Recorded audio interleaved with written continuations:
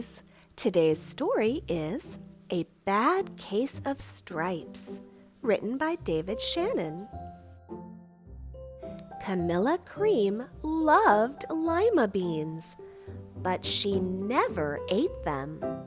All of her friends hated lima beans and she wanted to fit in.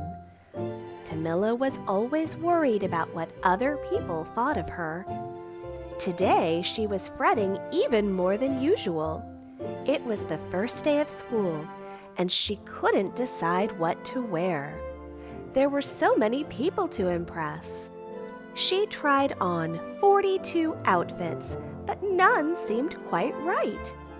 She put on a pretty red dress and looked in the mirror. Then she screamed.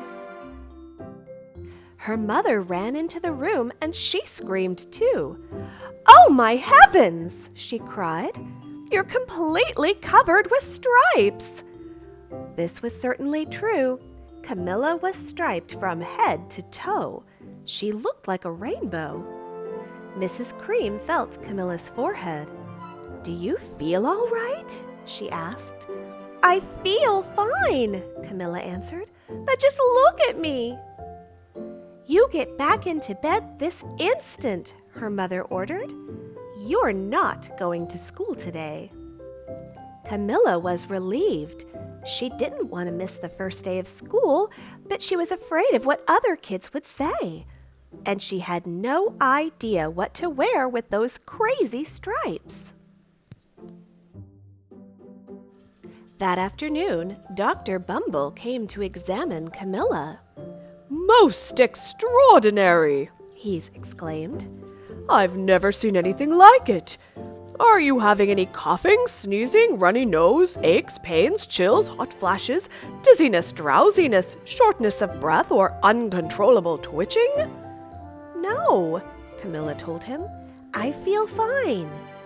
"Well then," Dr. Bumble said, turning to Mrs. Cream, "I don't see any reason why she shouldn't go to school tomorrow. Here's some ointment that should help clear up those stripes in a few days. If it doesn't, you know where to reach me." And off he went. The next day was a disaster. Everyone at school laughed at Camilla. They called her Camilla Crayon and Night of the Living Lollipop. She tried her best to act as if everything were normal, but when the class said the Pledge of Allegiance, her stripes turned red, white, and blue, and she broke out in stars. The other kids thought this was great. One yelled out, "Let's see some purple polka dots!" Sure enough, Camilla turned all purple polka dotty. Someone else shouted, "Checkerboard!" and a pattern of squares covered her skin. Soon, everyone was calling out different shapes and colors, and poor Camilla was changing faster than you can change channels on a TV. That night, Mr. Harms, the school principal, called. "I'm sorry, Mrs. Cream," he said. "I'm going to have to ask you to keep Camilla home from school. She's just too much of a distraction, and I've been getting calls from the other parents. They're afraid those stripes might be contagious." Camilla was so embarrassed. She couldn't believe that 2 days ago everyone liked her. Now, nobody wanted to be in the same room with her. Her father tried to make her feel better. "Is there anything I can get you, sweetheart?" he asked. "No, thank you," sighed Camilla. What she really wanted was a nice plate of lima beans, but she had been laughed at enough for one day.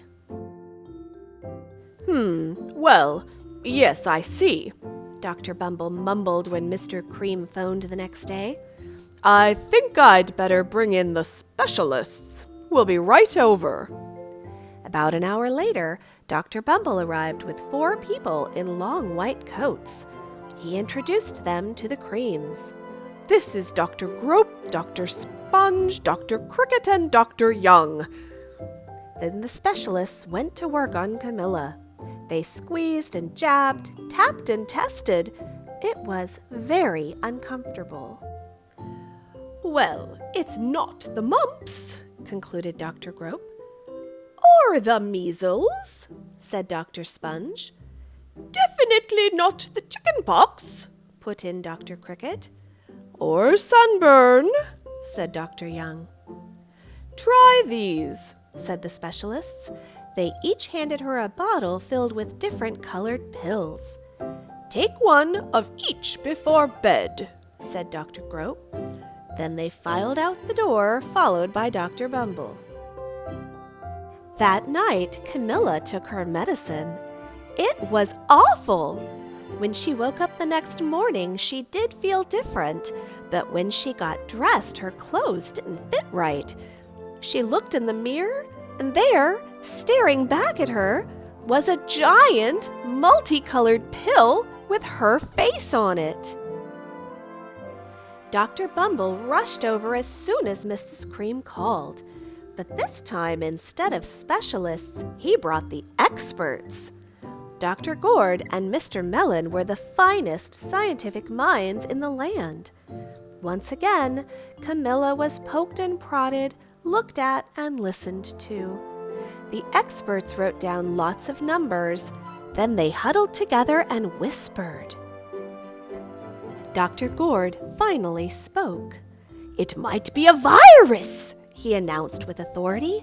Suddenly, funny little virus balls appeared all over Camilla. "Or possibly some form of bacteria," said Mr. Mellon.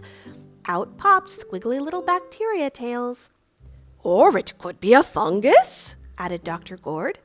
Instantly, Camilla was covered with different colored fungus blotches. The experts looked at Camilla, then at each other.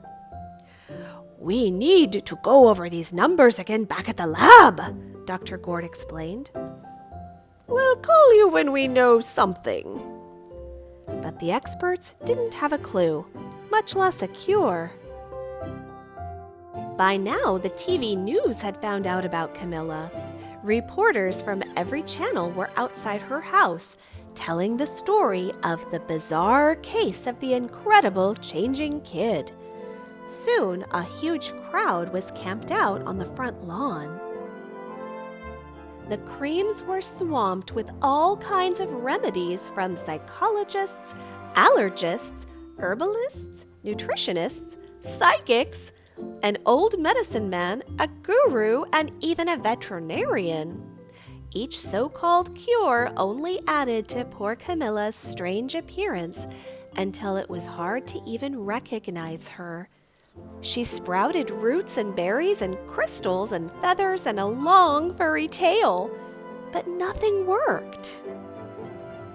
One day, a woman who called herself an environmental therapist claimed she could cure Camilla. "Close your eyes," she said. "Breathe deeply and become one with your room." "I wish you hadn't said that," Camilla groaned. Slowly, she started to melt into the walls of her room. Her bed became her mouth, her nose was a dresser, and 2 paintings were her eyes. The therapist screamed and ran from the house. "What are we going to do?" cried Mrs. Cream. "It just keeps getting worse and worse." She began to sob. At that moment, Mr. Cream heard a quiet little knock at the front door. He opened it, and there stood an old woman who was just as plump and sweet as a strawberry. "Excuse me," she said brightly, "but I think I can help." She went into Camilla's room and looked around. "My goodness," she said with a shake of her head. "What we have here is a bad case of stripes, one of the worst I've ever seen." She pulled a container of small green beans from her bag. "Here," she said, "these might do the trick." "Are those magic beans?" asked Mrs. Cream. "Oh, my, no," replied the kind old woman. "There's no such thing. These are just plain old lima beans. I bet you'd like some, wouldn't you?" she asked Camilla. Camilla wanted a big heaping plate full of lima beans more than just about anything. but she was still afraid to admit it. Yuck, she said. No one likes lima beans, especially me. Oh dear, the old woman said sadly. I guess I was wrong about you. She put the beans back in her bag and started toward the door. Camilla watched the old woman walk away. Those beans would taste so good, and being laughed at for eating them was nothing compared to what she'd been going through. She finally couldn't stand it. Wait, she cried. The truth is, I really love lima beans. I thought so, the old woman said with a smile. She took a handful of beans and popped them into Camilla's mouth. Mmm, said Camilla. Suddenly, the branches, feathers, and squiggly tails began to disappear. Then the whole room swirled around. When it stopped, there stood Camilla, and everything was back to normal. I'm cured, she shouted. Yes, said the old woman. I knew the real you was in there somewhere. She patted Camilla on the head.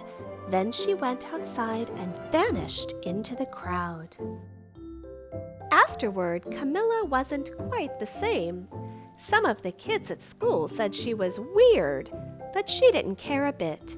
She ate all the lima beans she wanted, and she never had even a touch of the stripes again.